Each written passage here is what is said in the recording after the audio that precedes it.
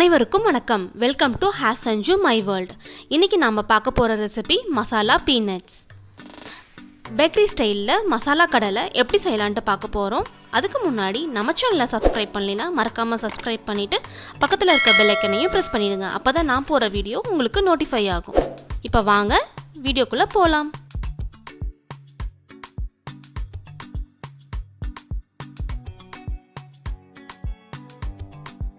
மசாலா கடலை செய்கிறதுக்கு தேவையான இன்க்ரீடியன்ட்ஸ்: பச்சை நிலக்கடலை 2 கப், கடலை மாவு 3/4 கப், அரிசி மாவு 2 tablespoon, red chilli powder 2 teaspoon, ginger garlic paste 2 teaspoon, உப்பு தேவையான அளவு, பெருங்காயத்தூள் 1 pinch, red food colour 1/4 teaspoon, தண்ணி தேவையான அளவு.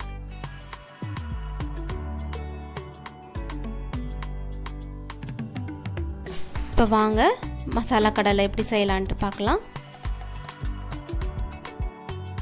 ஒரு பவுலில் நம்ம எடுத்து வச்சுருக்க எல்லா இன்க்ரீடியன்ஸையும் ஒவ்வொன்றா ஆட் பண்ணிக்கலாம். கடலை மாவு, அரிசி மாவு, மிளகாய்த்தூள்,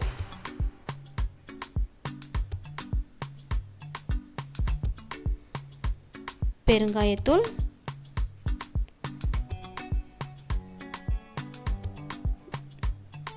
ginger garlic paste,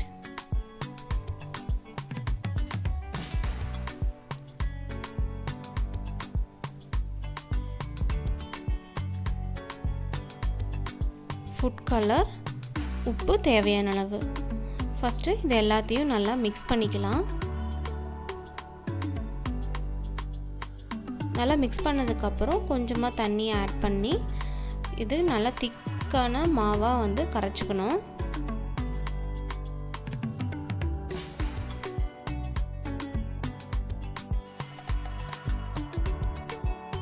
மாவு இந்த மாதிரி நல்லா திக்காக இருக்கணும். இப்போ இதில் நம்ம கடலையை ஆட் பண்ணிக்கலாம்.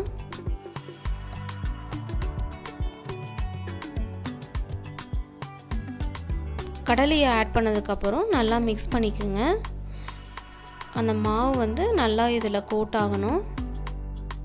இந்த ஸ்டேஜில் உங்களுக்கு உப்பு காரம் இல்லை மாவு கொஞ்சம் தண்ணியாக இருக்குன்னா நீங்கள் கடலை மாவும் அரிசி மாவும் கொஞ்சமாக ஆட் பண்ணி அட்ஜஸ்ட் பண்ணிக்கலாம்.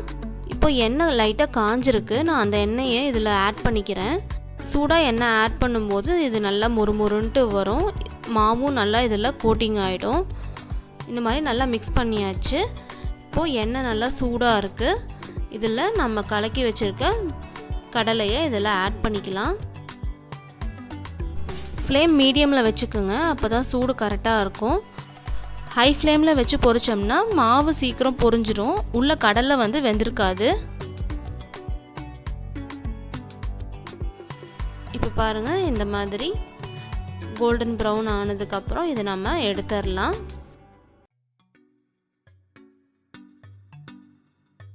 ஒரு டிஷ்யூ பேப்பரில் இப்படி போட்டுட்டிங்கன்னா எக்ஸஸ் ஆயிலெலாம் இதை அப்சர்வ் பண்ணிக்கும்.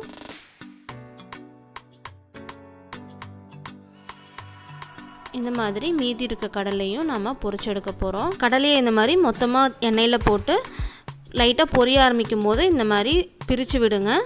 நல்லா பொரிஞ்சு வரும்போது தனித்தனியாக கடலை பிரிஞ்சு வந்துடும்.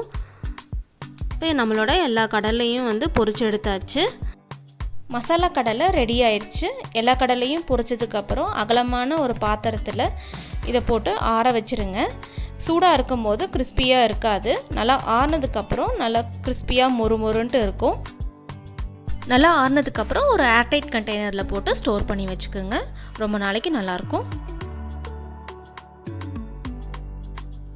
10 நிமிஷத்தில் ஈவினிங் ஸ்நாக்ஸ் சூப்பராக ரெடி ஆயிடுச்சு. நீங்களும் கண்டிப்பாக ட்ரை பண்ணி பாருங்கள்.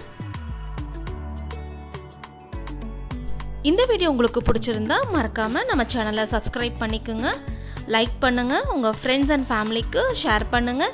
இந்த ரெசிபியை ட்ரை பண்ணி பார்த்துட்டு மறக்காமல் எனக்கு கமெண்ட் பண்ணுங்கள். தேங்க்யூ.